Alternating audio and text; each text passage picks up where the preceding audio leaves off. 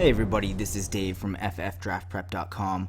I just released an updated version of the 2015 draft dashboard. Wanted to put out a quick video that will explain some of the questions that existing users might have on the new functionality, and also take potential users through how the tool works and give you a deep dive into what exactly it will do and show you the great value that it will provide you this year. So I apologize to existing users that might have to listen to some redundant information, but I promise we'll explain all of the updates that we made. Having said that, for those of you out there that are not familiar with the tool, just to give you a real quick background of how it works and what it is, I've spent the last 4 or 5 years working on different variations of draft spreadsheets. I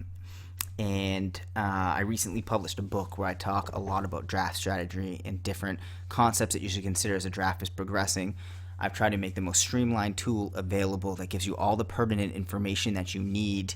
And this is after thousands of hours spent on these tools, and that's an honest amount of time. I mean, it's been incredible what I've put in, but now we have a very streamlined, efficient, effective tool that's very pragmatic, help you make confident decisions on the draft, removes unnecessary data so you only have the data points that you need to make good, confident, thought-out decisions as you're drafting. Take you through how it functions real quickly. As players are selected, you will enter their name. Just start typing the first couple letters of their name. You hit enter, they're selected. They get removed from this all available players table, as well as this one over here that you can toggle by position. Again, we're going to go through this real quickly, then we'll take a deep dive later. You can expand these so that you're looking beyond just the first 25 or so players in these tables, and you can, look far on into the draft. So use these drop downs, toggle back and forth between those, and you can toggle between positions. Within these tables, you have your player name, their team, their position, their tiers that you will have the ability to edit, and you can also include 3 metrics of your own choosing. This column here will show you based upon an ADP that you've selected. It will show you the differential. Negative differential means, in the case of Sammy Watkins, that normally he was selected 6 picks ago. Likewise, Rashad Jennings with a +9 is normally not selected for 9 picks. When you start your draft, you can choose the size of it with this drop down in the settings. In the settings tab, we accommodate 7 to 16 team leagues, and you can also choose from a variety of different ADP sources. And you even have the ability to enter your own source if you have one that you will need to use that I do not have listed. Standard leagues do not have the PPR qualifier in front, so that's the differentiation there. Back to here, back to the draft, we have a panic picks table that will show you 3 reasonable players you could choose at that point in the draft in any position if you find yourself panicking. Again, to get back to the tiers, this chart here visually shows you the quality of players left within their tiers. So you get a real quick sense of what positions are getting scarce, what ones still have decent levels of talent. This team position breakdown table is my favorite to use. It allows you to very quickly see how other teams are being put together. For example, if you're team 3 and your pick is coming, you're at the turn, and then there's going to be a pick for team 2, team 1 again, team 2 again. In this instance, you could see that they're probably not going to be going on quarterback, so you wouldn't want to use the quarterback with the first pick at the turn. You might want to go a different position if you were thinking you needed a quarterback at this point, and you'll know that when it comes back, that quarterback that you want would still be there, as these teams already have that need filled. Additionally, we have another table here to give you information on each tier for each position, and as they start to get scarce, a little warning will pop up, highlight them in red. You can use this to look at the players that different teams have as well as your own. It will show you the players, the tier that they're in, and then down here it will give you a projected idea of who their best running back is, wide receiver. It will show you the tier that each of these players in and compare it to the average. Again, we'll go through this more. I'm going really quickly just to take you through this. Then we have a little chart down here that shows your team, that shows the selected team versus the average just visually. That's pretty sweet. Then over here, it's the upcoming picks. So it shows if you're team 5, you're 8 picks away, and then 17 picks away. It gives you the overall pick number, which is also reflected here, so that way you can make sure you're following along with your draft correctly. Then we have a listing of likely players by ADP. Which just shows you, what players are likely to be selected next. Then we have this pretty sweet little color-coded draft grid over here. You can also enter names of teams in your league, just do some initial system maybe, and then that information will also populate in some of these tables, just so you can keep track of the different owners in your team. If they're people that you know, it's a little bit easier to do it that way than just having team 1 or team 2. And then I have built in these graphs that you can look at the end of the draft that are kind of cool. We'll go over those more. And then finally a player info tab where you can adjust players' tiers to your own settings, and you can include rankings, projections, whatever you want in here to have that information display in the draft tab. I like to use 1 to show how many times I own a player, make sure I'm not over-invested or under-invested in a player. Some people have asked for the ability to include rankings and projections, so that's why I added these. You could also use letter coding, maybe S for players that are suspended. Rookies, you could put an R, anything like that. That was a great suggestion I got from one of our users. And also, you could even put in your own ADP, as I mentioned earlier. If you need to use a source that is not included in what we have, you would come back over to settings, you toggle to my ADP, and what that's going to do is it's going to tell the tool to pull your ADP as opposed to another source. And I don't think I mentioned it, or no, I think we did, but there's this plus minus differential ADP data that displays in these listings. Again, in this example, LeGarrette Blount has a 0, so that means he should normally, on average, be selected with that pick, whereas Rashad Jennings would normally be selected 4 picks prior to where we are at the draft. Okay, so I think that's all that you need to know. An overview of the tool. We'll now go through a more in-depth overview of exactly what the tool does and how to use it. So you'll start off choosing your settings within the settings tab. So you'll choose your league size. Again, we do 7 to 16 teams. Select your source. Maybe we're just in a standard ESPN league. We'll use ESPN as our source. Okay.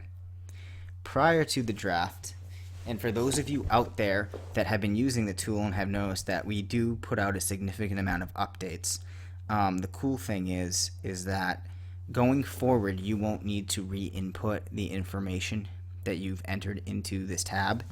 Rather, you will just copy the columns C through J. So you'll highlight all of these cells, right?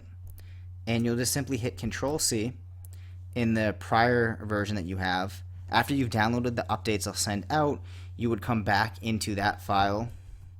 You would just go up to C3, then you would go to paste values in Excel, which the shortcut for that is you do Alt-ESV, you hit enter, and those values will get pasted in. Additionally, you would do the same thing in the My ADP column if you have that. Just don't do it in the selected ADP table. To help our Mac users out, I had to make sure that these cells weren't protected so that things would sort nice for them. But notice that there's formulas in here. Please do not erase those because it will throw off a lot of the things in the tool, which would be bad.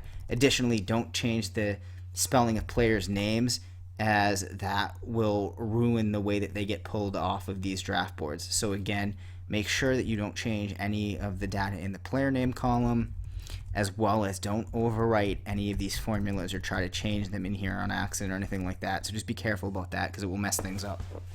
But let's say I want to include how often I've owned Le'Veon Bell. Let's say I have him 3 times. Let's say I want to put in a ranking for him. He's my overall number 1. Let's say I project him for 350 points.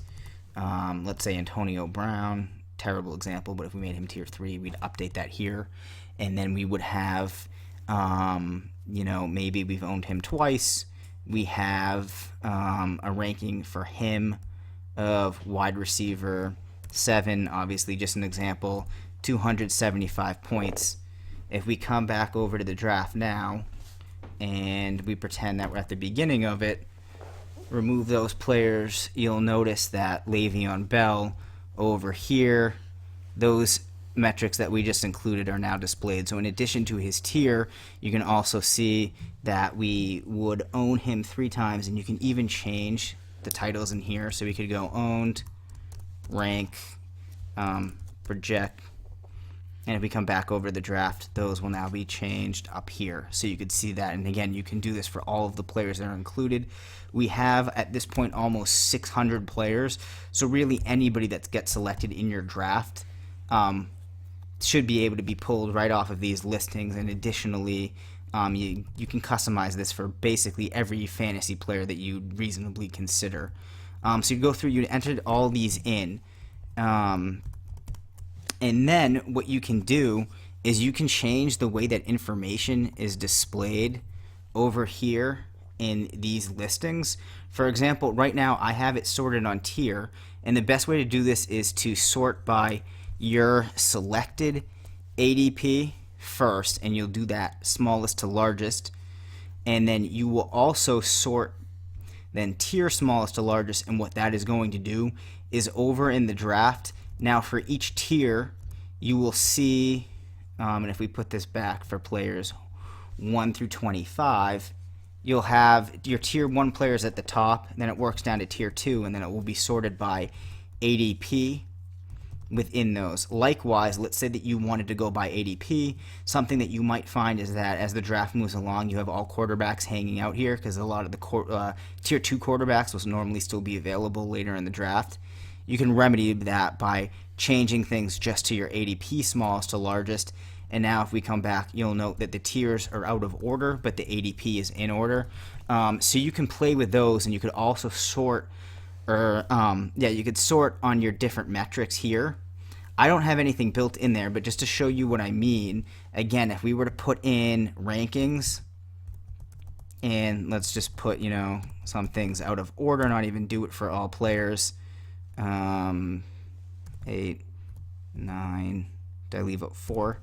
Just to show you what I mean, then if you sort on rank and you come back over here, you'll see now that in this table we now have players based upon that rank metric that we've worked in, and they'll be sorted that way, and that will work in both of these tables. So I think that takes us through how you can use those. And again,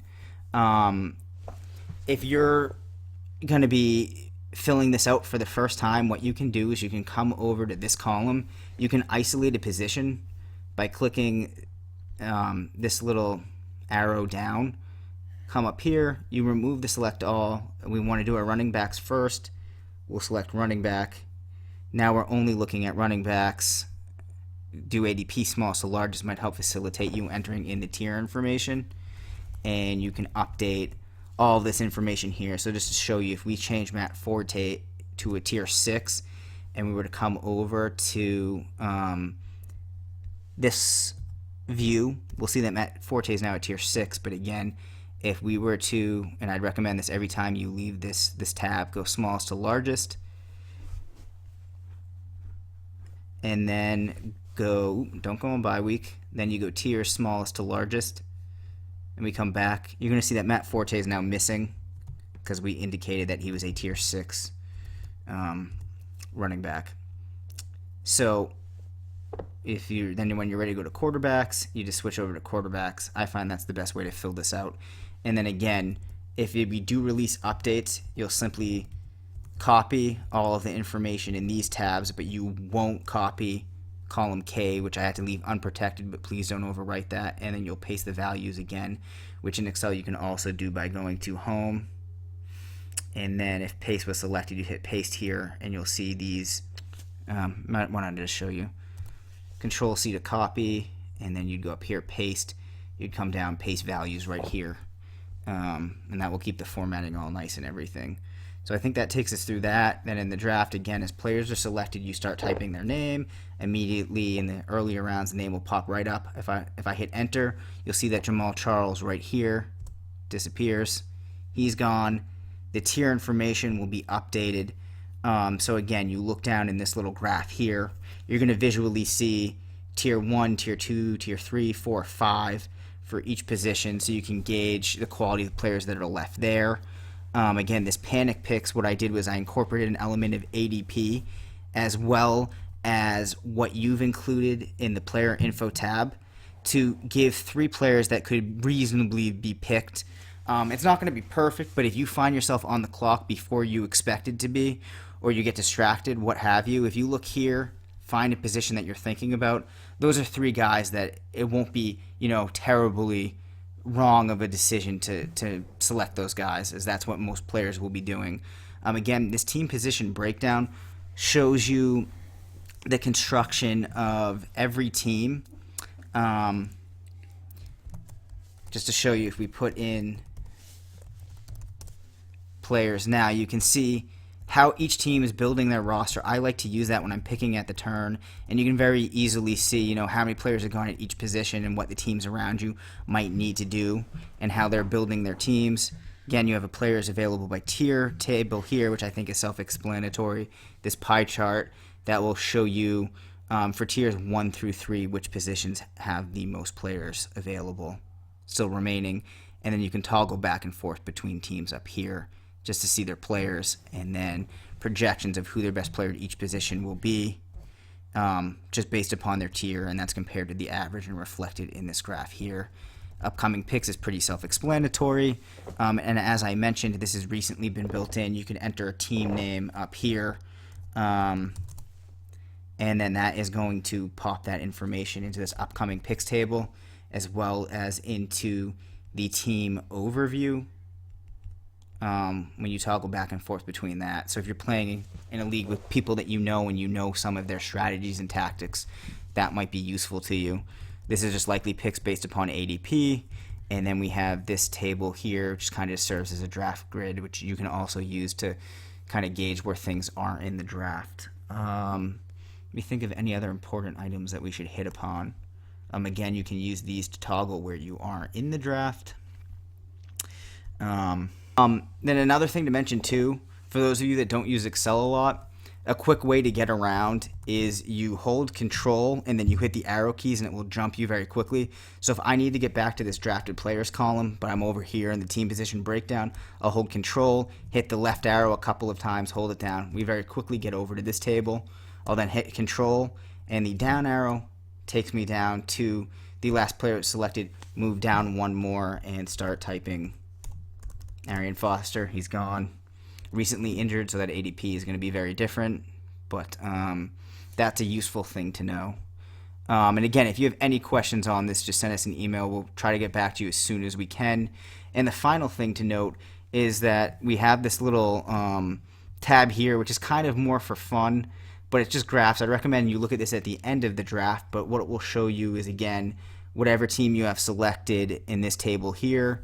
It'll show you them versus the average team. We have the stack team chart that shows you how strong a team is in each position. And though in the other views a tier 1 player is better than a tier 5, I have it flipped for visual purposes here. So the larger that a bar is for each position, so like, you know, these represent quarterback, this is showing that team 3 has a significantly better quarterback than team 2.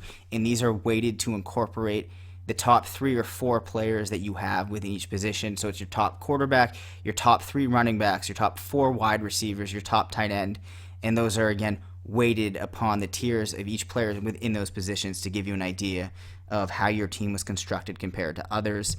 This chart just breaks down, and at the end of the draft, these are more meaningful, basically like the allocation of how your team was built. So this would be saying that you spent more of your earlier picks based upon the tiers on quarterbacks, so your quarterbacks are of a better tier than your running backs at this point. And then finally, you can do a little team comparison of any 2 teams in the league to see how they structured their team. And again, this is more meaningful at the end of the draft.